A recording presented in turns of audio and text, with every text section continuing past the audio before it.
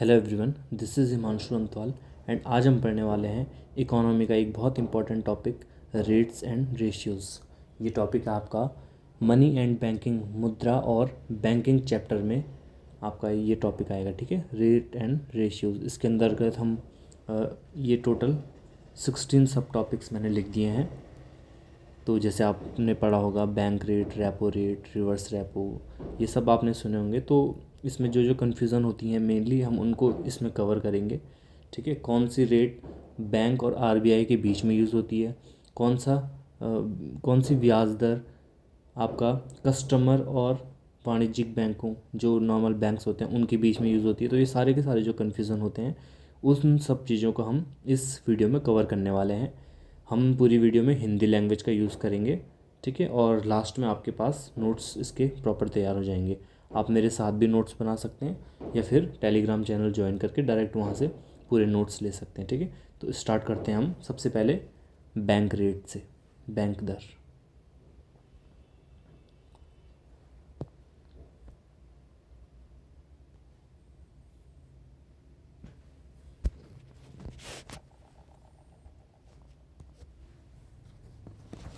तो सबसे पहले आएगा आपका, थोड़ा वीडियो बड़ी हो सकती है बट इसमें आपका कन्फ्यूज़न, जो मेनली कन्फ्यूज़न वाले पॉइंट होते हैं वो आपके यहाँ पे क्लियर हो जाएंगे।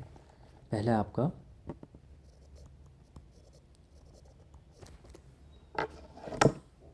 बैंक दर। बैंक दर क्या होती है? बैंक दर वह ब्याज दर है जिस पे आरबीआई बैंक को लॉन्ग टर्म लोन देता है। कैसी? आरबीआई किसको देगा लोन? बैंक को लॉन्ग टर्म लोन देता है। ठीक है, बैंक दर, आरबीआई बैंकों को लॉन्ग टर्म लोन देता है इस पे। ठीक है, एग्जाम्पल देखेंगे। सपोज़ करो एसबीआई ने आरबीआई से 100 करोड़ का लोन लिया। एसबीआई ने आरबीआई से लिया कितना? 100 करोड़ का लोन। ठीक है, तो आरबीआई ने कहा कि भाई मुझे चाहिए। आरबीआई ने बैंक रेट को कर दिया, बैंक रेट कर दिया आरबीआई ने कितना? 6.75% सपोज कर लेते हैं। तो एसबीआई को कितना ब्याज देना पड़ेगा? जब एसबीआई आरबीआई का 100 करोड़ रुपए वापस करेगा तो उसको कितना पैसा और देना पड़ेगा? तो एसबीआई को 6.75 करोड़ का ब्याज भी देना पड़ेगा। ठीक है, समझ गए होंगे आप बैंक रेट को।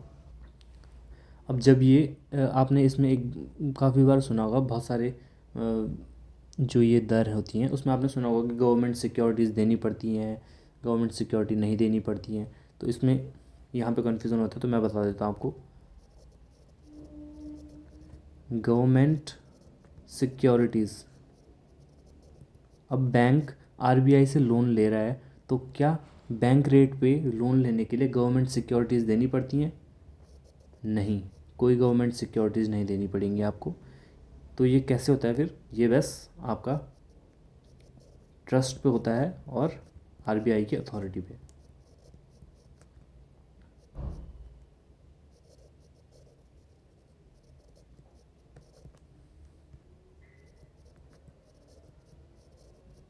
ठीक है, तो ये आपका मेनली कन्फ्यूज़न वाला था।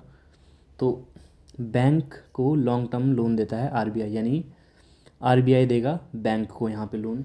गवर्नमेंट सिक्योरिटीज़ यूज़ नहीं होंगी। कैसे होता है? ट्रस्ट और आरबीआई की अथॉरिटी पे होता है। ठीक है, नेक्स्ट देखते हैं।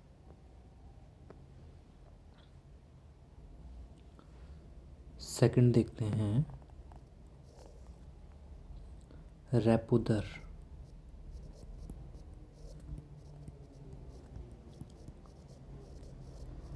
रेपो रेट, रेपो रेट क्या होता है? एक मिनट, इसको काम करते हैं। हेडिंग्स रेड से कर देते हैं।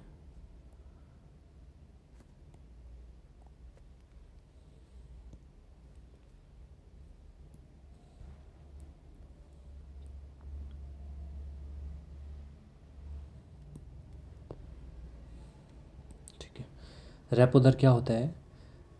आरबीआई बैंक को शॉर्ट टर्म लोन देता है, उसे रेपो रेट कहते हैं। ठीक है, जिस दर पर आरबीआई बैंक को शॉर्ट टर्म लोन देता है, जिस दर पर आरबीआई बैंक को शॉर्ट टर्म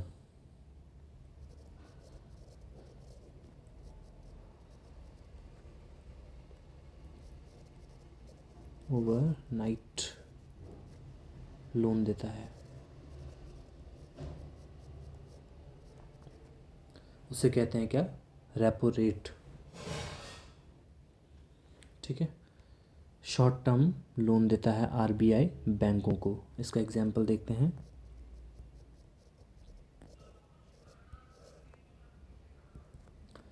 सपोज करो बैंक जो है आरबीआई से 100 करोड़ का लोन लेता है, रेपो रेट है 6.50। सपोज, ठीक है, सपोज रेपो रेट है 6.50। तो अगले दिन बैंक को कितना देना पड़ेगा वापस? बैंक 106.5 आरबीआई को वापस करेगा। ठीक है, ये हो गया आपका रेपो रेट। रेपो रेट में और भी कुछ रिलेटेड इससे टर्म्स हैं।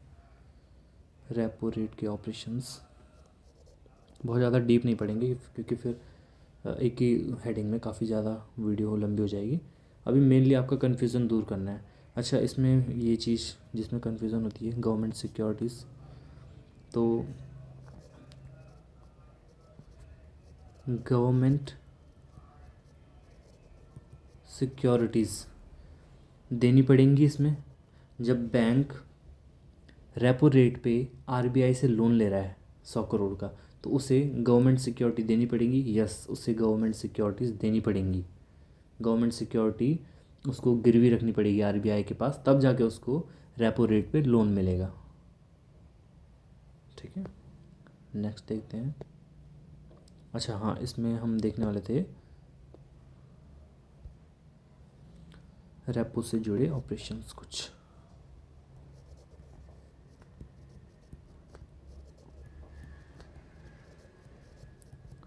ऑपरेशन जैसे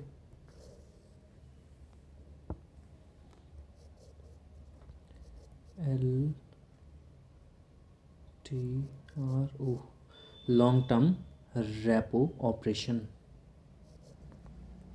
TLTRO और SLTRO, long term repo operation. फिर targeted long term repo operation और SLTRO, special long term repo operation.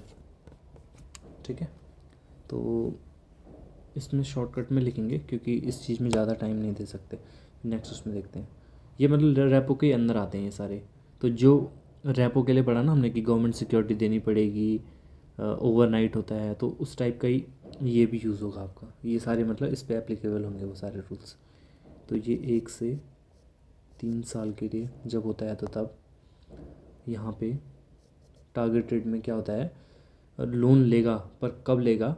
जब पहले से ही बात रखी हुई कि कॉरपोरेट बॉन्ड्स में लगाएंगे, मतलब पहले से ही आरबीआई को बता दिया कि मैं लोन ले रहा हूँ, इस लोन को मैं कॉरपोरेट में लगाने वाला हूँ, तो तब जाके आरबीआई लोन देता है। तो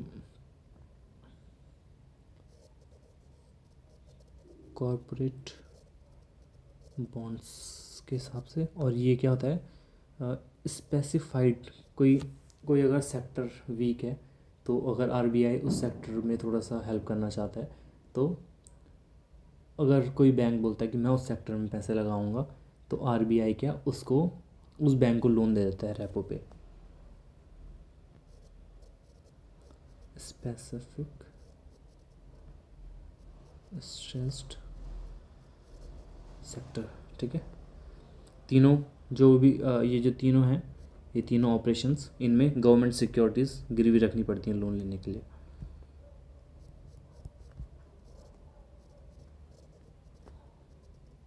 government securities, yes, government securities देनी पड़ेंगी। नेक्स्ट देखते हैं, थर्ड है रिवर्स रेपो रेट। अभी प्रेजेंट में इसकी जगह पे कुछ और यूज़ होता है, वो हम इसके बाद पढ़ेंगे। रिवर्स रेपो दर, ठीक है।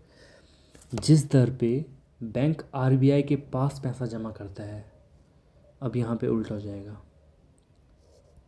बैंक पैसा जमा करेगा आरबीआई के पास, ठीक है, उसको बोलते हैं क्या, रिवर्स रेपो रेट।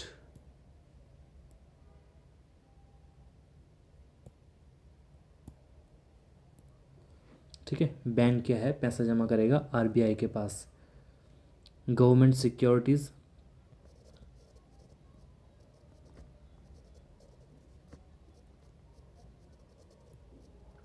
यूज़ होंगी, यस, यहाँ पे भी यूज़ होंगी। क्या यूज़ होगी, बैंक पैसा देगा आरबीआई को, आरबीआई बैंक को देगा गवर्नमेंट सिक्योरिटीज़ उसके बदले में, कि आप इसको रखो, जब आप ये सिक्योरिटी वापस करोगे तो हम आपको एक फ़िक्स इंटरेस्ट बढ़ा के पैसा वापस करेंगे। आरबीआई देगा मतलब जब बैंक को पैसा, ठीक है। एग्जाम्पल देखते हैं, सपोज रिवर्स रेपो है आपका 3.35%, ठीक है। बैंक आरबीआई के पास रख रहा है, बैंक दे रहा है आरबीआई को 100 CR दिए, ठीक है।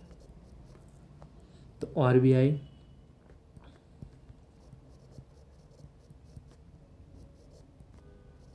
बैंक को कितना, 3.35 CR का इंटरेस्ट देगी,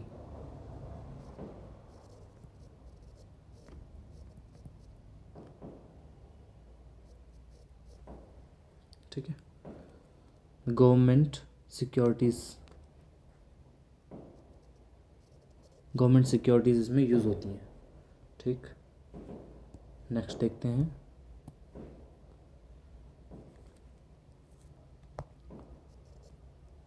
अब ये आपका यूज़ होता है रिवर्स रेपो की जगह पे, ठीक है। क्या बोलते हैं उसको, SDF, full form standing deposit facility, ठीक है। क्या चीज़ होती है standing deposit facility, bank RBI के पास पैसा जमा करता है लेकिन कोई गवर्नमेंट सिक्योरिटीज़ नहीं, सेम टू सेम इसके जैसा, रिवर्स रेपो के जैसा है, बस इसमें क्या है, कोई गवर्नमेंट सिक्योरिटीज़ नहीं देगा आरबीआई, ये बस ट्रस्ट पे आधारित है। मतलब आरबीआई ने आरबीआई को पैसा दिया तो बस ट्रस्ट बेस्ड रहे, इसमें कोई गवर्नमेंट सिक्योरिटीज़ नहीं देंगे। यहाँ पे क्या होगा, बैंक पैसा देगा किसको, आरबीआई को,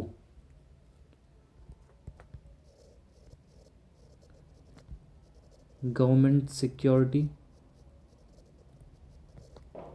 यूज़ नहीं होगी। तो कैसे होता है ये,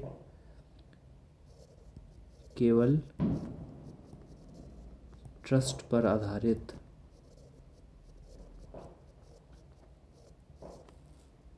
ठीक है। फिर वही एग्जांपल इसमें आप समझ सकते हो, बहुत आसान है। कोई सा भी रेट आप अज्यूम कर लो कि सेम, मतलब यही है, यही एग्जांपल आप यूज़ कर लो, यही एग्जांपल है इसका भी। बस इसमें क्या है, पूरा ट्रांजैक्शन वगैरह सेम यही होगा। आरबीआई बोल देगा कि मैं इतने रेट पे आपको 3.35 के रेट पे आपको क्या पैसे वापस करूँगा। बस यहाँ पे भरोसा हो जाता है आपको, यहाँ पे गवर्नमेंट सिक्योरिटीज़ नहीं रखनी है। ठीक है, नेक्स्ट देखते हैं।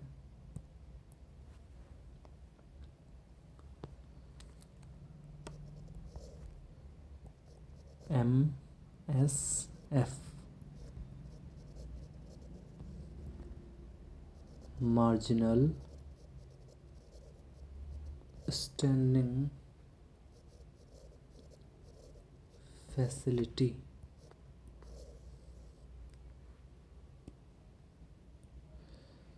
मार्जिनल स्टैंडिंग फैसिलिटी क्या होती है? इमरजेंसी में बैंक से ओवरनाइट लोन।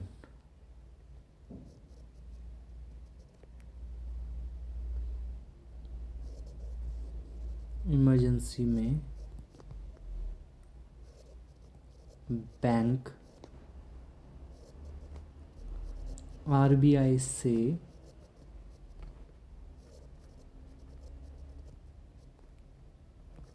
ओवरनाइट लोन लेता है। ठीक है, इमरजेंसी में बैंक आरबीआई से ओवरनाइट लोन लेता है, उसको बोलते हैं मार्जिनल स्टैंडिंग फैसिलिटी। ठीक, अब यहाँ पे देखना पड़ेगा, जब इमरजेंसी में ले रहा है बैंक लोन, रातों रात चाहिए उसे, तो यहाँ पे जो नॉर्मल लोन का जो रेट होगा उससे ज़्यादा होता है ये। ठीक है, जैसे इसका एग्जांपल देख सकते हैं।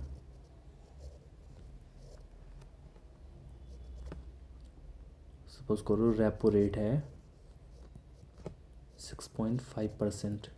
ठीक है, ये नॉर्मल कंडीशन है, पर अगर इमरजेंसी में लेगा तो एमएसएफ यूज़ होगा, और कितना होगा वो इससे ज़्यादा होगा, नॉर्मल जो इंटरेस्ट रेट है उससे ज़्यादा होगा, तो ये ज़्यादा मानेंगे तो सपोज इतना हो सकता है।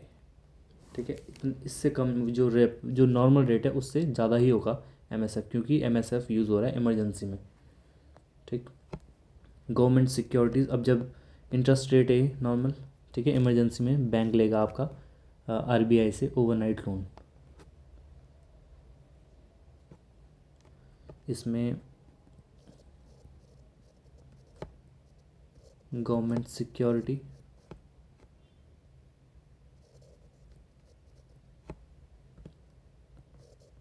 यस, गवर्नमेंट सिक्योरिटीज़ यूज़ होंगी। ठीक, यहाँ पे इसको एक ऐसे टाइप से बना सकते हैं,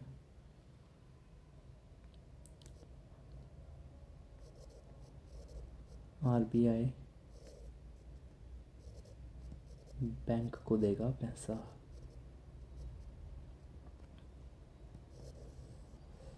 ठीक है, यहाँ पे से फिर कंफ्यूज़न नहीं होगा। पैसा कहाँ जाएगा? आरबीआई से बैंक के पास। इमरजेंसी के टाइम पे यूज़ होगा, पर बैंक आरबीआई को क्या देगा? बैंक आरबीआई को देगा गवर्नमेंट सिक्योरिटीज़, तब जा कर के आरबीआई बैंक को लोन देगा। ठीक, नेक्स्ट देखते हैं।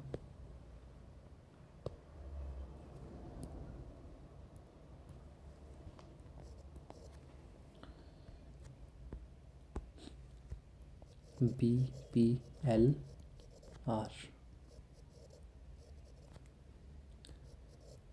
बेंच मार्क प्राइम लैंडिंग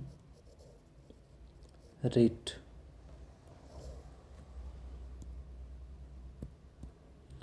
इसके बारे में देखेंगे, पुराना सिस्टम है ये। ठीक है, मतलब अब यूज़ नहीं होता ये वाला।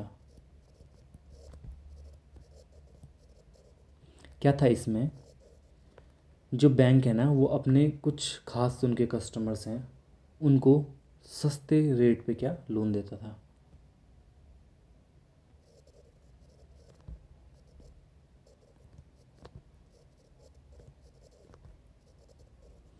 फेवरेट कस्टमर्स को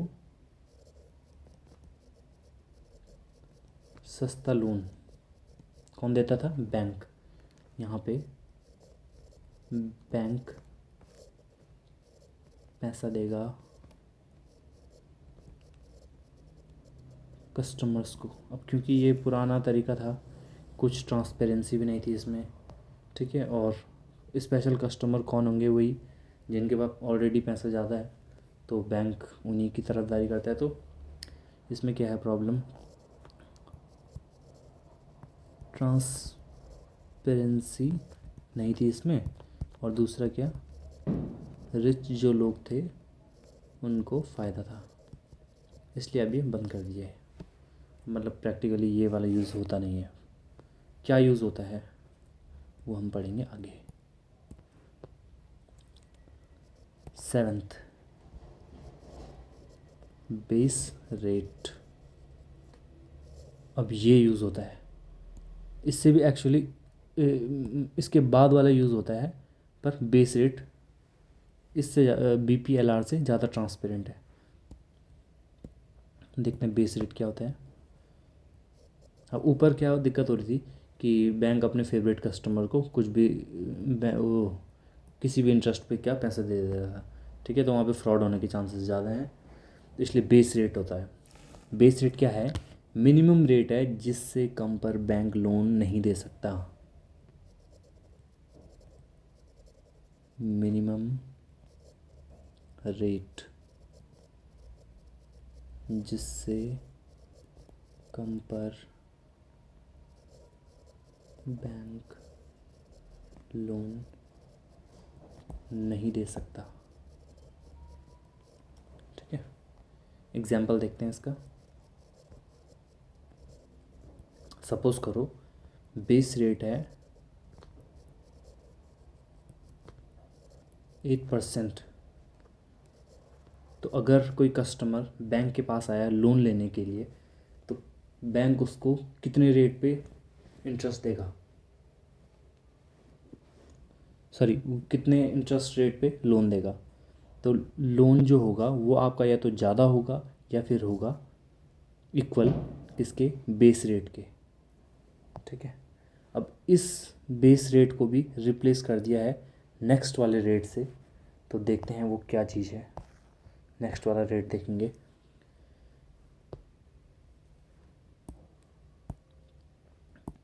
नेक्स्ट इंटरेस्ट रेट है MCLR,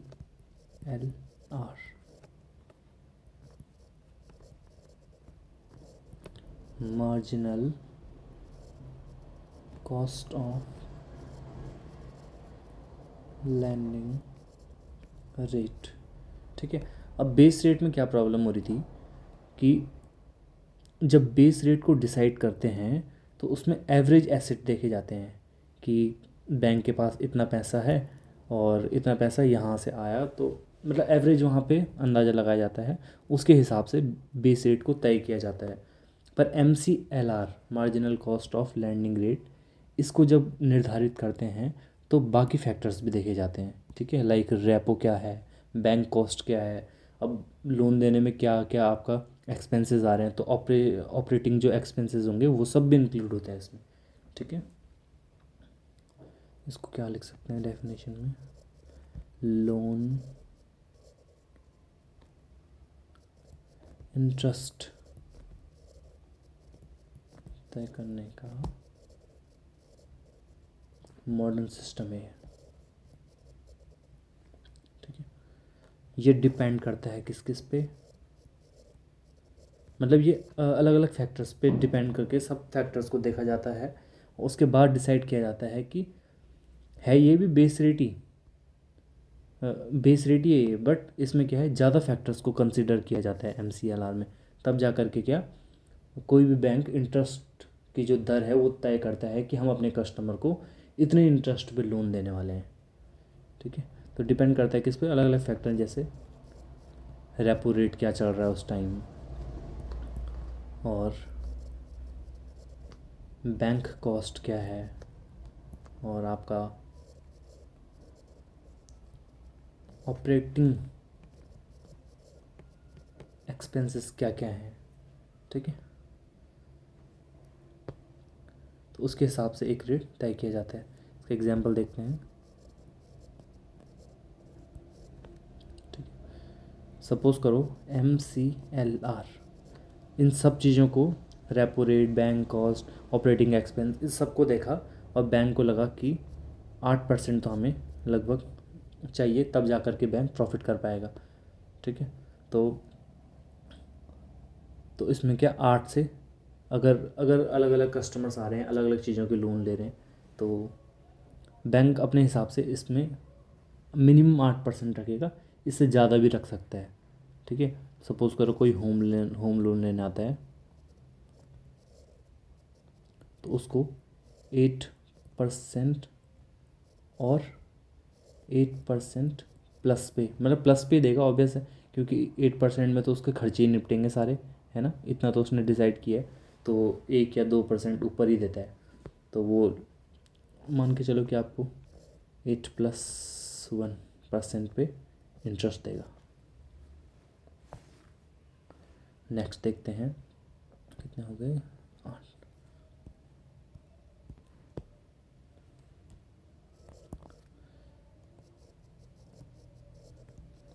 external bench marking loan rate को रेपो रेट के जैसा एक्सटर्नल रेट से जोड़ता है। ठीक है,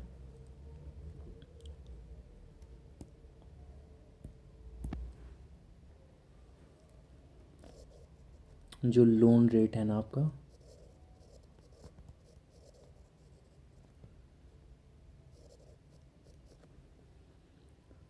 जो एक्सटर्नल रेट्स होते हैं, रेपो हो गया, रिवर्स रेपो हो गया, इन सब चीज़ों से कनेक्ट करता है।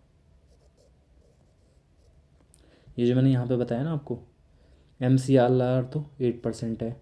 अब मैंने यहाँ पे जो बताया कि 8% या उससे ज़्यादा ही रखेगा, तो ये जो एक है ना, ये है आपका क्या, एक्सटर्नल बेंचमार्किंग। इसी से तो प्रॉफिट तय होगा ना। अब 8% पे 8% ही उसका खर्चा है बैंक का, और 8% वो लोन देगा, तो फिर बैंक को प्रॉफिट कैसे होगा, फिर बैंक चलेगा कैसे। तो ये जो एक्स्ट्रा है, हमने यहाँ पे देखा था ना, जो कि 8% तो उसका MCLR आ गया, उसके एक्स्ट्रा जितना ज़्यादा देगा तो वो हो गया एक्सटर्नल बेंचमार्किंग, लोन रेट को रेपो जैसे एक्सटर्नल रेट से जोड़ता है। ठीक है, एग्जाम्पल देखते हैं इसका।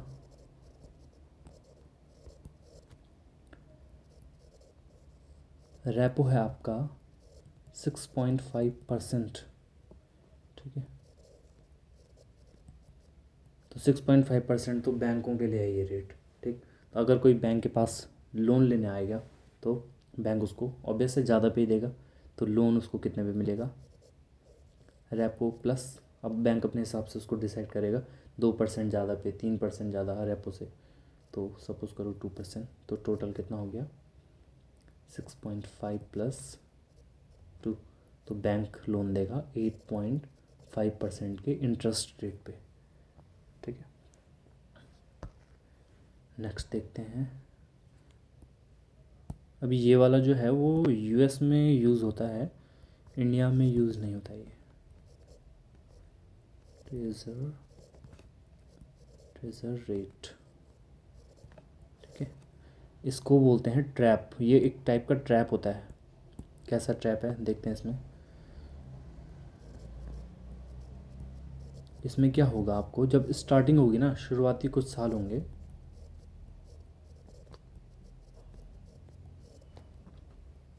के लिए कम इंटरेस्ट,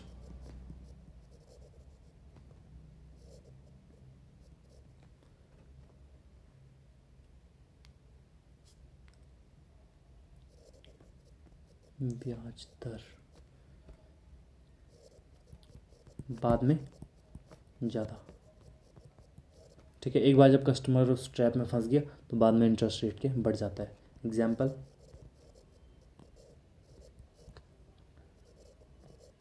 फर्स्ट ईयर 7%, और बाद के सालों में 9%, मतलब कस्टमर्स को अट्रैक्ट करने के लिए बोल दिया कि 7% पे आपको लोन मिल रहा है, 7% पे मिल रहा है लोन। तो पहला जो साल था तो उस टाइम तो 7% पे लोन दे दिया, पर कस्टमर ने अभी एक साल में चुकाया नहीं, तो उसके अगले सालों पे कितना 9% का इंटरेस्ट रेट लगा दिया। तो ये एक मतलब ट्रैप टाइप का होता है और ये इंडिया में नहीं है। ठीक, अभी हमने लगभग इम्पोर्टेंट जो आपके रेट्स हैं वो देख दिए। अब हम इसमें देखते हैं रेशियोज़। इससे भी बहुत इम्पोर्टेंट क्वेश्चंस बनते हैं आपके, और इससे घुमा के क्वेश्चंस पूछते हैं। तो जब आपके बेसिक्स क्लियर हो जाएंगे ना, तो आप जो ट्रिकी क्वेश्चंस होते हैं थोड़ा सा उलझाए हुए, एक दूसरे को कनेक्ट किए हुए, तो उनको आप कर सकते हैं आसानी से। तो हम दूसरा ये देखते हैं,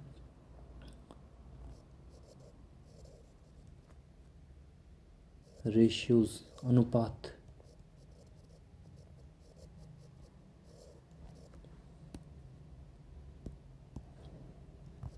पहला है आपका CRR, कैश रिजर्व रेशियो। क्या होता है ये? बैंक को अपनी डिपॉजिट का कुछ परसेंट RBI के पास कैश में रखना पड़ता है। बैंक को, अभी हम इसका एग्जांपल भी देखेंगे, बैंक को अपनी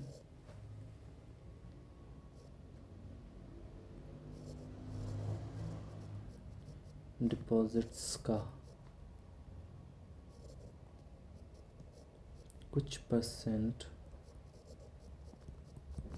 RBI के पास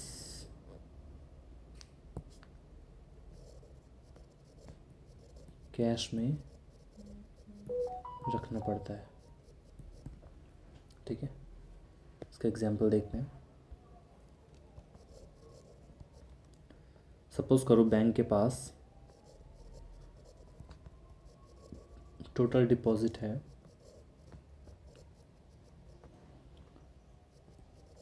1000 करोड़ की। ठीक है, और CRR,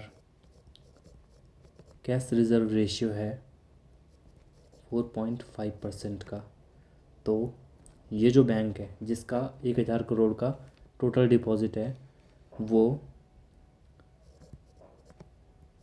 45 करोड़ रुपए RBI के, अभी इसके बाद बताऊंगा मैं आपको इससे क्या PYQ है, RBI के पास रखेगा।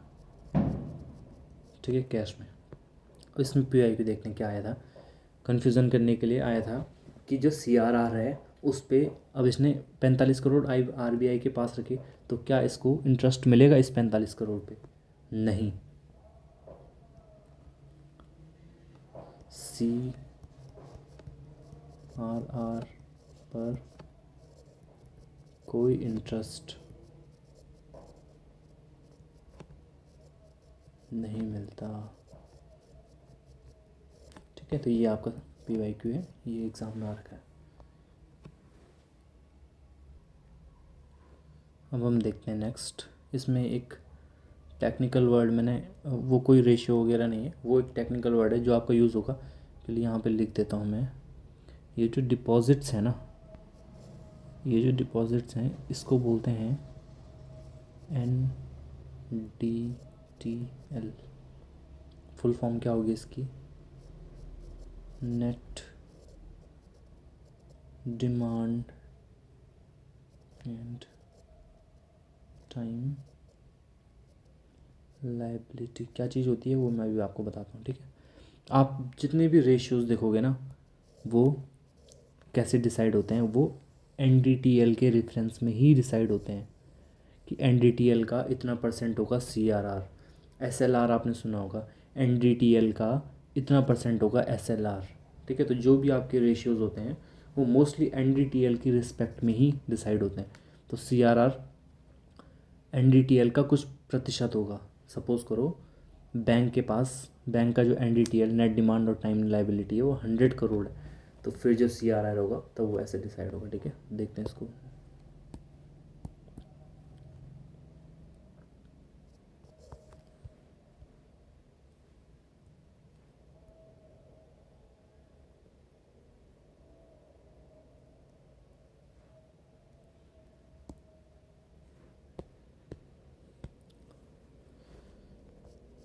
NDTL, ये कोई रेशियो नहीं है आपका, पर क्योंकि ये बार बार यूज़ होगा तो फिर मैंने इसको अलग से ही डाल दिया था। NDTL क्या होता है?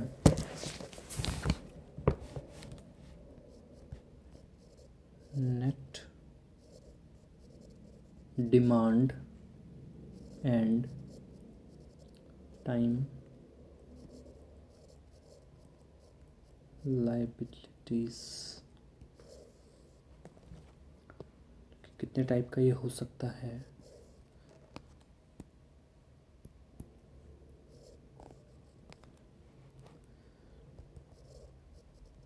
डिमांड डिपॉजिट, और दूसरा होता है टाइम डिपॉजिट। इसका क्या मीनिंग हो गया? डिमांड डिपॉजिट का मतलब होता है जनता द्वारा बैंक में उत्पन्न, या फिर बैंक द्वारा जनता के लिए। कुल मिला के इसको सिंपल लैंग्वेज में बोलूँ तो जो भी आप बैंक में पैसे जमा कराते हो, बैंक में पैसे जमा जो आप कराते हो, और जो ऋण लेते हो आप, ठीक है, जो लोन लेते हो,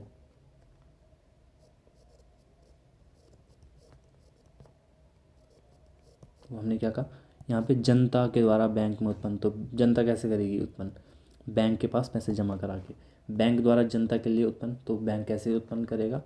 ऋण देके, लोन देके, ठीक है। तो आपका जो आप डिपॉजिट कराते हो वो, जो आप लोन देते हो वो, और टाइम डिपॉजिट क्या होता है? FD एंड RD सुना होगा आपने, FD and RD, fix deposit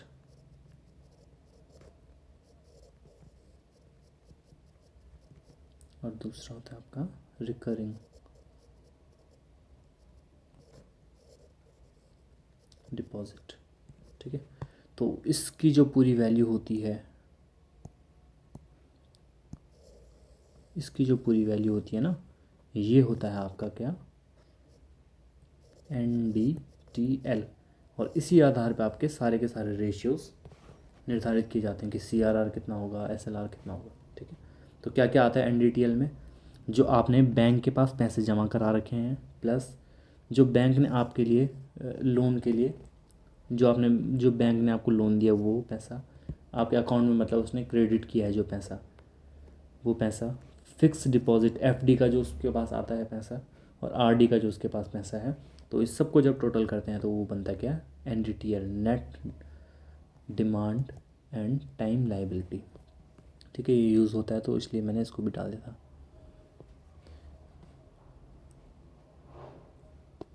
next देखते हैं।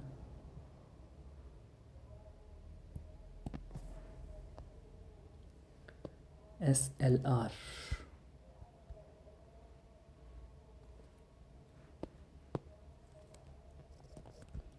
SLR स्टैट्यूटरी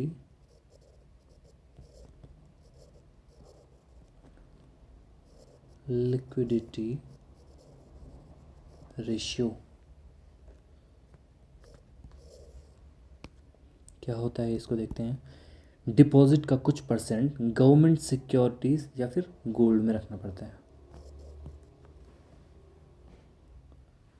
ठीक है। इसको कैसे लिखेंगे? बैंक अपने NDTL का एक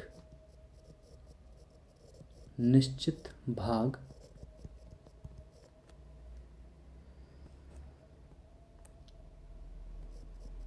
तरल संपत्तियों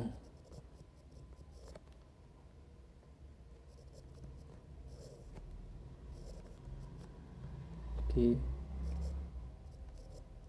रूप में अपने पास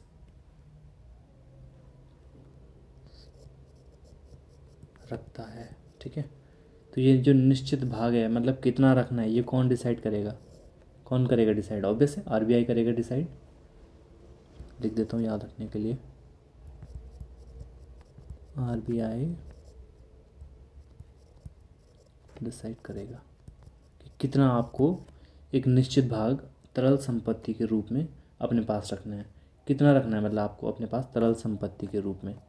ठीक है, याद रखना है ये अपने पास रखता है बैंक, आरबीआई के पास नहीं रखेगा। ठीक, क्या क्या हो सकती हैं तरल संपत्तियाँ?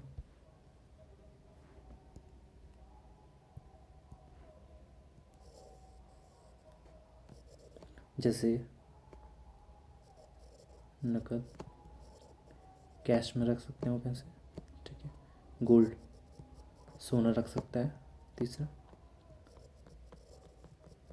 सरकारी प्रतिभूतियाँ, गवर्नमेंट सिक्योरिटीज़ भी वो तरल संपत्ति के रूप में अपने पास रख सकता है। इसमें इंटरेस्ट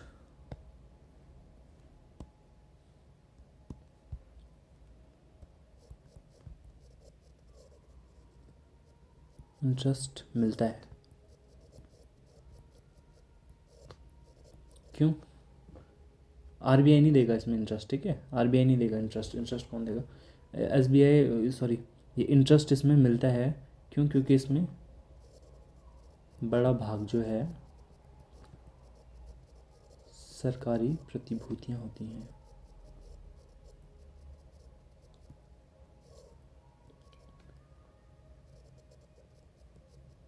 इस वजह से इसमें क्या इंटरेस्ट वगैरह मिलता है।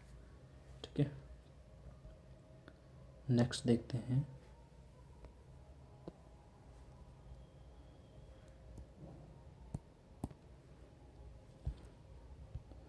तीन हो गए ना। LCR, liquidity coverage ratio.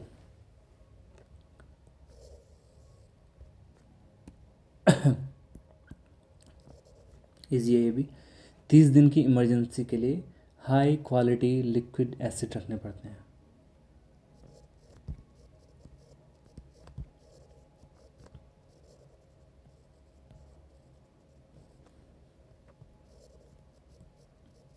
के लिए हाई क्वालिटी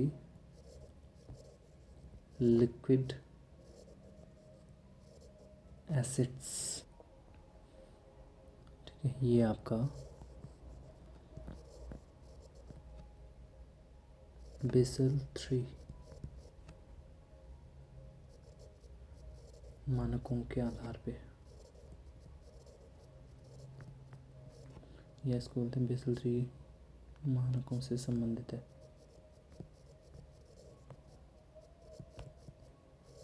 ठीक है, हाई क्वालिटी लिक्विड एसिड,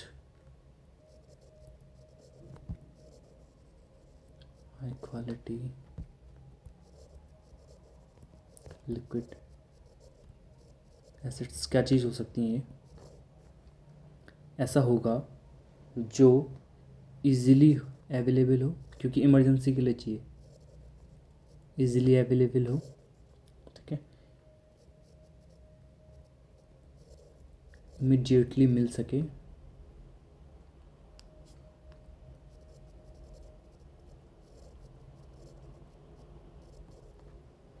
और विदाउट लॉस ऑफ वैल्यू,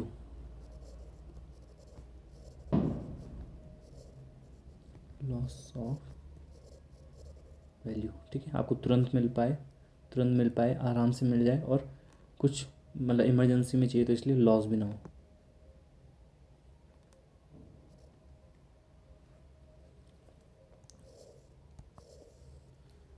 इसको जो LCR है ना आपका, ये 100% होना चाहिए। LCR 100% पे है अभी, यानी कि high quality liquid asset upon net cash flow net cash outflow in 30 days greater than equal to 100%। ठीक है, नेक्स्ट देखते हैं fifth,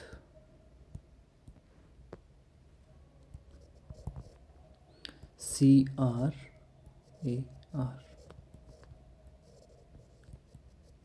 capital to risk weighted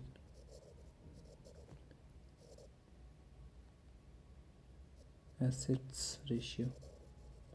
नाम से आपको पता लग रहा होगा, जो रिस्की कैपिटल है उसके अगेंस्ट में आपने जितना कैपिटल रिजर्व रखना पड़ेगा। ठीक है, बैंक की फाइनेंशियल सेफ्टी को मापने का रेशियो है ये। तो क्वेश्चन इस टाइप से भी आ सकता है कि निम्नलिखित में से कौन सा बैंक की फाइनेंशियल सेफ्टी के लिए यूज़ होता है। बैंक की फाइनेंशियल सेफ्टी मापने का रेशियो। ठीक है, ये थोड़ा सा लंबा है एक्सप्लेन करने में, तो अभी इसके ज़्यादा अंदर ना जाके मैं इसको यहीं पे रखता हूँ। एग्जांपल देख लेते हैं। जैसे सपोज करो कैपिटल है 90 CR का, रिस्क एसेट्स हैं 1000 CR, तो आपका CRAR 9% हो जाएगा यहाँ पे। ठीक है, ये जो 9% होता है ये दो पोर्शन से मिलके बना होता है 9%, और इसके बाहर एक बफर जोन भी होता है। मतलब ये टोटल वैसे 11.5% होता है। ठीक है, तो ये जो आपका 9% है ना, ये कैसे बनता है 9%, थोड़ा सा लिख देता हूँ इसमें। 7% प्लस 2% से। ठीक है, अगर आपको इसको ज़्यादा डीपली समझना हो तो आप मुझे कमेंट में बता देना, मैं इसमें एक सेपरेट छोटी 10 मिनट की वीडियो बना दूंगा। तो ठीक है, तो इसमें थोड़ा सा क्योंकि लंबा है समझने में, तो इसको इतने रखते हैं फ़िलहाल। बस आप ये याद रखो कि ये बैंक की फाइनेंशियल सेफ्टी को नापता है। ठीक, तो मतलब बैंक को अपने पास एक ऐसा कुछ रखना पड़ता है कैपिटल, जो उसकी रिस्क की एसेट के अगेंस्ट में होता है। सपोज़ करो टोटल एसेट है आपका 1000 करोड़ का। ठीक है, तो बैंक को 90 करोड़ का उसका क्या एक कैपिटल अपने पास सुरक्षित रखना पड़ेगा कि कल के दिन कोई क्राइसिस हो जाता है अचानक से, तो 90 करोड़ उसके पास जमा हो तुरंत देने के लिए। ठीक, एक चीज़ इसमें और है इम्पोर्टेंट, वो ऊपर छूट गई है शायद।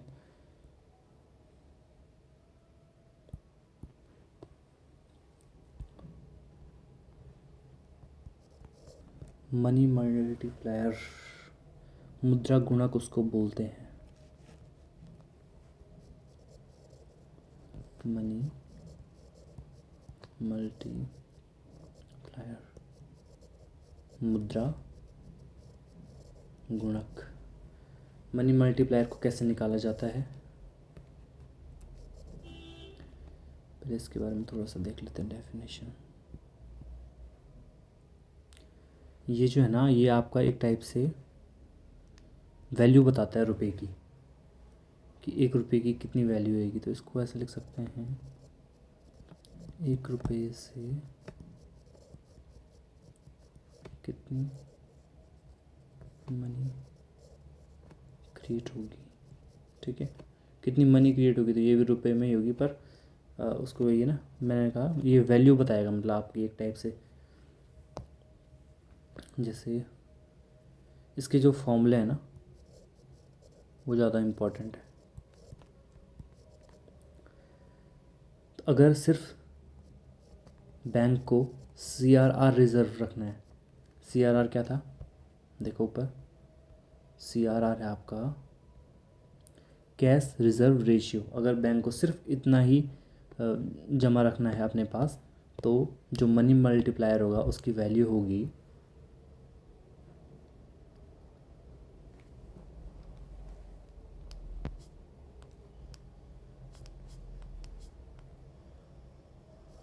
4CRR only. तो मनी मल्टीप्लायर जो होगा उसकी वैल्यू हो जाएगी कितनी, 1/CRR। और अगर आपका दोनों ही चीज़ें रखनी पड़ रही हैं बैंक को, फॉर CRR एंड SLR, अगर दोनों चीज़ों के हिसाब से हम देखेंगे money multiplier, then money multiplier is equals to 1/CRR plus SLR। जो ऊपर रेट वो पढ़े थे ना हमने रेशियोज, उनकी वैल्यूज़ पुट कर देंगे। सपोज़ करो अगर आपका CRR 10% है, ठीक है, एग्जाम्पल देखो, if CRR is equals to 10%, SLR is equals to 5%, then money multiplier will be 1/10 plus 5, that is equals to 1/15। ये इसकी वैल्यू जाएगी, आप सॉल्व कर सकते हो उसको आगे, ठीक है। तो अभी हम लगभग सारा पढ़ चुके हैं।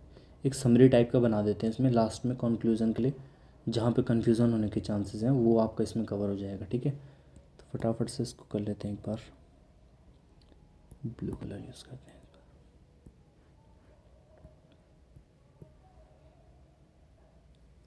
बार। जो आपके रेट्स में कन्फ्यूज़न होता है कि कौन सा कस्टमर के लिए है कौन सा बैंक के लिए, तो यहाँ हम देखते हैं उसको, RBI वर्सेस बैंक, और दूसरे कॉलम में देखेंगे हम बैंक वर्सेस कस्टमर्स। इसी में कन्फ्यूज़न होता है कि कौन सा रेट बैंक के लिए यूज़ होगा कौन सा कस्टमर के लिए। तो RBI और बैंक में बैंक रेट,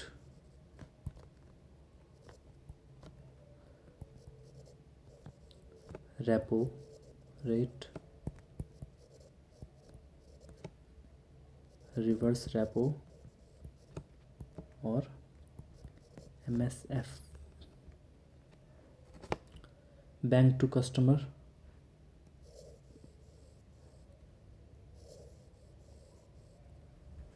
यहाँ पर होगा आपका BPLR, MCLR, external bench marking teaser rate, जो कि इंडिया में नहीं होता है यूज़, ठीक है। तो यहाँ से ये क्लियर हो जाएगा। सिक्योरिटीज़ का भी देखें, चलो आप उसको ऊपर से रिवाइज़ कर देना, वीडियो काफ़ी लंबा हो जाएगा वरना, ठीक है। तो हमने सारे रेट देख दिए लगभग। तो हमने इसमें सारे के सारे जो भी मैंने यहाँ पे स्टार्टिंग में इम्पोर्टेंट टर्म्स लिखे थे वो सारे आपके कवर हो चुके हैं आप, ठीक है। हमने bank rate, repo, reverse repo, SDF, ये सारे के सारे आपके हर एक से कोई ना कोई क्वेश्चन पॉसिबल है और आ भी रखा है क्वेश्चन, ठीक है। ये सारे के सारे इंपॉर्टेंट है, आपका इनसे क्वेश्चन आने के चांसेस हैं, ठीक। अगर आपको किसी भी शब्द से कोई भी मैंने टेक्निकल वर्ड यूज़ किया हो उससे कन्फ्यूज़न है तो आप मुझे कमेंट में पूछ सकते हैं, तो मैं नेक्स्ट कोई छोटा वीडियो उस स्पेसिफिक टर्म पे बना सकता हूँ, ठीक है। कुछ भी आप सजेशंस देना चाहो तो मुझे कमेंट में बताइए। ठीक है, थैंक यू सो मच। आज के लिए इतना ही रखते हैं, मिलते हैं फिर नेक्स्ट किसी इंपॉर्टेंट वीडियो में। ठीक है, थैंक यू सो मच।